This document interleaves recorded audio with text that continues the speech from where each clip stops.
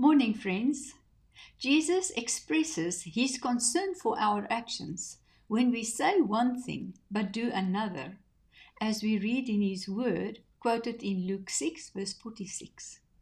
But why do you call me Lord, Lord, and not do the things which I say? Please pray with me. Lord Jesus, I declare you are Lord over my life. Teach me to obey your word with a willing and joyful heart. Remove every trace of stubbornness, hesitation, or selective obedience. Align my actions with your truth and my desires with your will. Let my obedience become worship that honors you.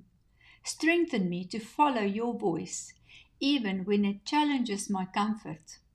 Shape my life to reflect your lordship in everything I do. Today, I fully surrender my life to you again, choosing to obey because I love you. Amen.